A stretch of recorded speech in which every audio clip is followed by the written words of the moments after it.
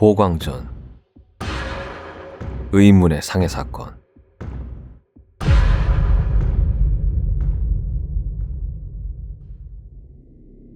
이 이야기는 1500년대 실제 일어났던 미스터리한 사건을 각색하여 만든 이야기임을 알려드립니다. 1531년 남대문에서 이상한 자루가 발견되었다. 자루를 열어보니 안에는 어린아이의 목이 잘려 담겨져 있었다. 당시 조정에서는 사건을 반드시 해결하겠다고 하였으나 시간이 흘러 점차 잊혀지고 말았다. 그 이후 2년 뒤인 1533년 2월경 감사로 재직하고 있던 김기성의 집이자 무당의 집 뒤 거리에 또 다른 어린 여자 아이 한 명이 버려진 채 발견되었다. 아이는 발이 잘린 상태였으며 이름을 묻자 개춘이라 하였다. 아이에게 어떻게 된 일인지 묻자 칼로 제 발을 자르면서 죽어라, 죽어 라고 했다고 한다. 누구인지는 말하지 못하였다. 조정에서는 이전에 사건을 해결한 보광에게 이 사건을 맡겼다. 보광은 주변 인물을 먼저 조사하였는데 한덕이라는 종이 다음과 같이 주장하였다.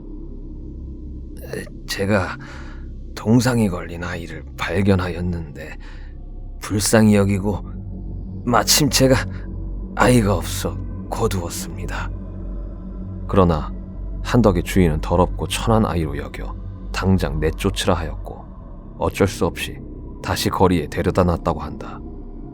한덕이 아이를 다시 발견하여 보살펴주고 있었는데 보광은 이에 아이에게 발을 누가 잘랐느냐라고 물었다. 그래, 네 발을 도대체 누가 이리 만든 것이란 말이냐?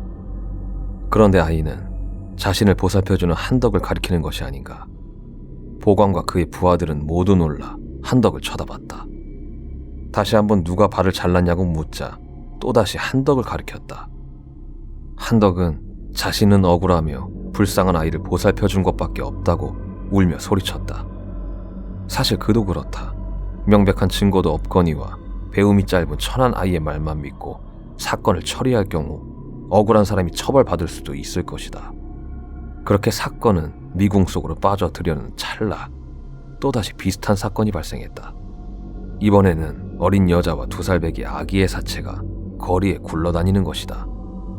사체는 온몸이 불로 지져진 참혹한 상태였고 특히 하반신 주위를 심하게 지져놓은 모양이었다. 보광은 이 사건과 여자아이의 사건에 유사성이 있다고 보고 배경을 조사하기로 하였다.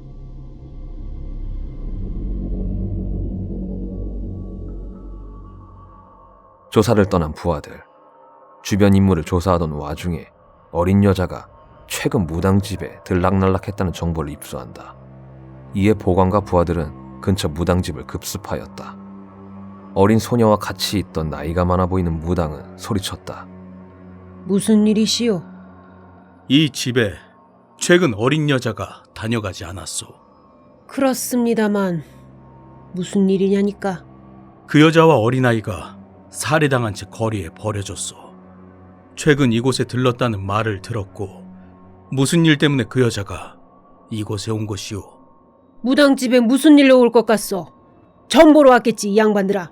그럼 그 여자가 왜 그런 변을 당한 건지 당신은 전혀 모르는 것이오? 전혀 모르지. 점을 보러 왔길래 점만 봐주고 또 가진 돈도 없어서 복채도 못 받았다고. 그렇소. 그럼 아이와 함께 오진 않았소? 아이는 전혀 못 봤어.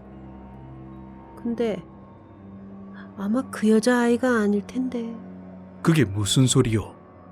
그 여자 말이요. 나이가 너무 어렸단 말이지. 한 13, 14 정도? 그런 여자가 어떻게 2살배기 아기가 있겠어. 보나마나 어디서 구걸하러 돌아다니다가 도적놈들한테 당한 것 아니겠소. 그 아이도 뭐 여차저차해서 같이 당한 거겠지. 허면 점은 왜 보러 온 것이오? 자기 신세가 너무 처량해서 어떻게 해야 되나 찾아왔어. 그런데 아무리 점괘를 봐도 도대체 답이 안 나오더이다. 그래서 뭐라고 했소? 거기까지요. 복채도 안 받았는데 뭘 더 말해줘야 하나? 너무한 것 아니오. 아무리 그래도 어린 여자이고 도움을 요청한 것인데. 너무하다니. 난 그 나이 때부터 점괘를 봤어. 어리고 여자라고 여기저기 무시당하기 일쑤였고 나이 많은 놈들이 어떻게 해보려고 추행하는 걸 당하고만 있었다고. 그래서 내가 어떻게 했는 줄 아시오? 그놈들 점괘를 봐서 내가 할 수 있는 한 최대한 저주를 퍼부었지. 그래서 어떻게 되었어? 저주가 통했는지 어쨌는지 모두 병 걸려 죽고 도적대에 당하고 집안이 망하고 그래서 죄짓고는 못 산다는 거요. 그렇게 따지면 당신이 한 짓도 별반 다를 것 없소만. 자, 그만 가시오. 난 당신들한테 더 이상 할 얘기가 없으니. 저 소녀는 누구요? 내 딸이요. 남정네들한테 희롱당하고 있던 걸 내가 거두었지. 원래부터 말을 못한 것인지 아니면 그 충격으로 실어증에 걸린 것인지 말하는 것을 본 적이 없어. 실례지만 선생의 준추가 어찌되오? 올해 70이올시다. 무언가 의심을 거두지 못하는 보광. 알겠소.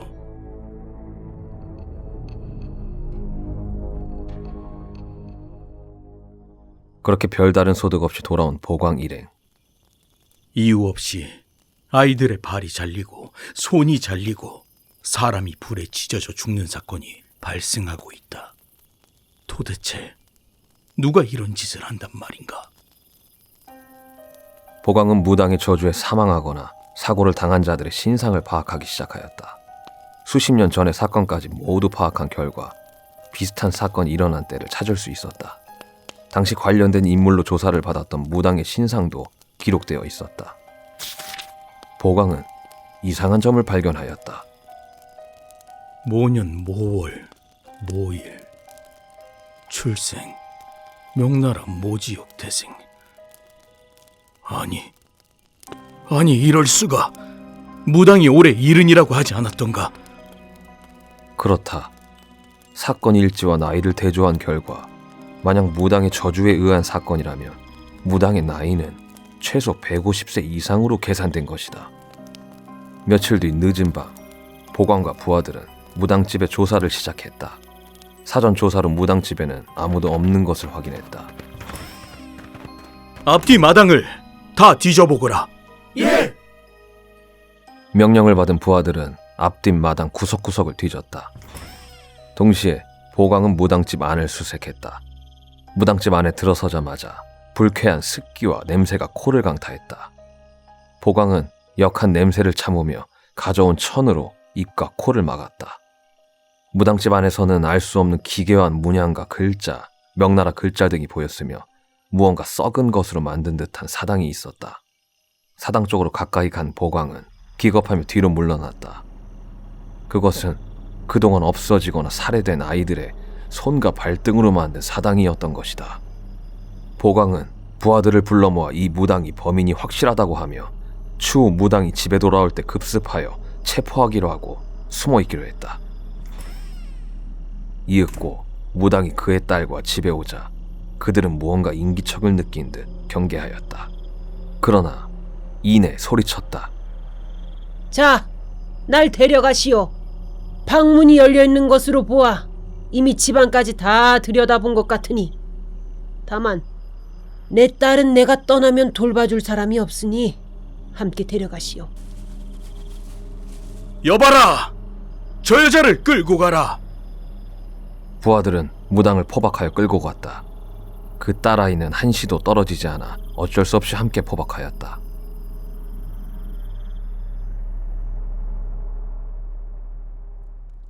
관가에서 정식으로 재판을 받는 무당. 왜 그런 짓을 하였느냐? 이 나라는 늘 우리 명나라의 속국이었다. 감히 니까지 것들이 나를 함부로 할 수 있을 것 같으냐? 허튼 소리 하지 말거라. 도대체 왜 죄 없는 어린아이들을 해친 것이란 말이냐? 내 나라에서는 어린아이의 신체를 섭취하면 젊고 건강해진다는 설이 있다. 많은 황제들과 그 자손들 대부분 인육을 취하곤 했다. 때문에 다른 나라의 황제들과는 다르게 더 오래 살곤 했지. 우리는 그런 방법으로 이때까지 살아남을 수 있었다. 이런 식으로 우리는 너희를 오래전부터 천천히 정복해오고 있었다. 역시 내년도 그런 끔찍한 짓을 저질렀구나. 여봐라! 이것들을 옥에 가두어라! 감옥에 가두어진 무당은 알 수 없는 주문을 외우며 연신 절을 하고 있었고 딸 또한 입모양만 흉내내며 절을 하고 있었다. 보광의 부하가 그 모습을 유심히 보았는데 무당의 얼굴이 점점 젊어졌다가 마치 싱싱했던 나무가 바짝 마르는 것처럼 얼굴이 일그러졌다. 그러다 마치 산송장이 된 무당이 딸에게 작은 목소리로 속삭이자 이내 숨을 거두었다. 그 모습을 본 부하는 기겁하여 보광에게 보고하였다. 보광은 날이 밝으면 무당을 사형시키기 위한 준비를 하고 있었는데 부하가 자초지종을 설명하자 감옥으로 가서 상태를 확인하였다. 무당의 모습은 마치 무덤에서 방금 꺼낸 시신 마냥 뼈가 앙상하였고 이미 부패가 진행된 듯한 모습이었다. 놀란 보광과 부하들. 이복의 자네, 그 무당이 딸에게 뭐라고 했느냐? 얘기를 들은 보광은 두 눈이 휘둥그레졌다. 여봐라, 어서 그 딸을 찾아라. 한시라도 빨리 찾아야 한다. 거기 둘은 나와 함께 가자. 우린 신당을 살펴보기로 한다.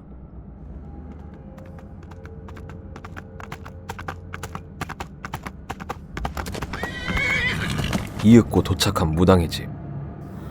안에 있느냐? 있다면 어서 나와 목을 내놓거라. 집안에서 나오는 소녀. 너같이 간악한 것은 하루빨리 목을 쳐야 이때까지 희생된 영혼들을 달랠 수 있을 것이다.